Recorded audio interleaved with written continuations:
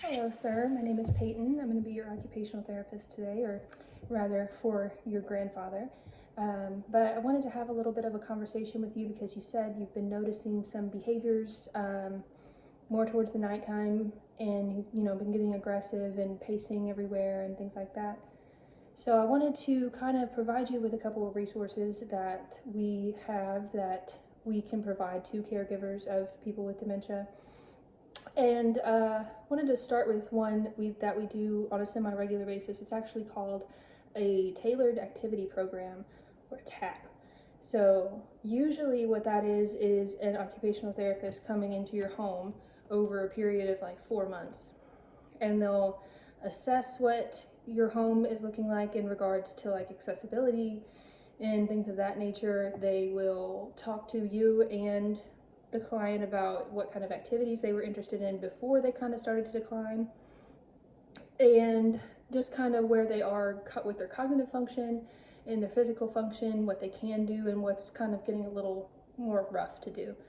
And once they can do that, then they can take those activities. So if he liked to fish and do things with wood, then we can say, okay, well, he liked to do those things, but he's kind of had a bit of a cognitive decline and his arms don't work as well as they used to, so can't do it traditionally.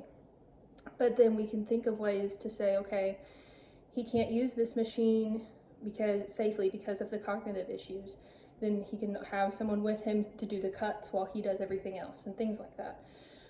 So that's one thing that we can do in kind of a modified format, to where we could just have a session or two where we go over those things. I give him a couple of assessments to see where he is, and you and him can talk about those activities, and then we can kind of come up with ways to modify them in those 1 or 2 sessions and see how that works. And then in a follow-up session we can just see how that's going, if any further modifications need to be made, if he's declined further, and things like that, and just keep going with future visits, even if it was just a small part of a visit.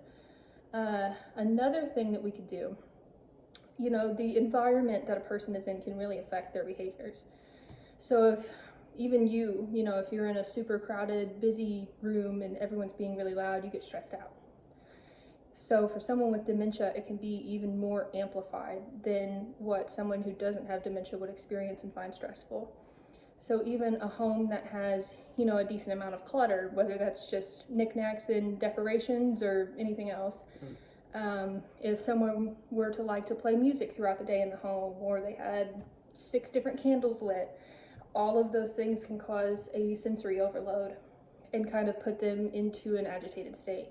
So that's another thing that you can do, is kind of either have one of us go out to your home to see what kind of things that may be causing that, if you're not sure, or things that you can think of off the top of your head. You can try to phase them out and see if the behaviors improve.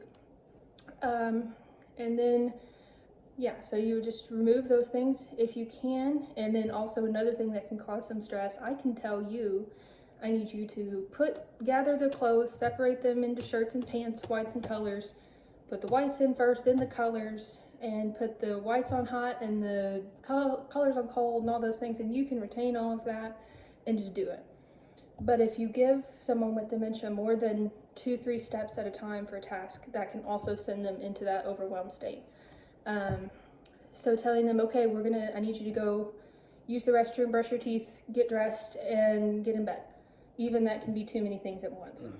So telling him, okay, can you go brush your teeth? And then he comes back. Okay, I laid out your pajamas so he doesn't have to make the decision of what to wear. Can you put on your pajamas for me? Okay, we're gonna get in bed now. That can kind of ease that anxiety. So there's those few resources. There's plenty more where that came from. Those are just the ones off the bat. And I also wanted to show you this little handout I made that you can take home with you. And it basically just has those things that we talked about on them as little reminders. Calm spaces lead to calm people. So that's about, removing those things from the home, like the candles or the music or the clutter. Only giving the 1 to 2 instructions at a time so he can remain calm. Doing things that he likes to do in a way that he can do it.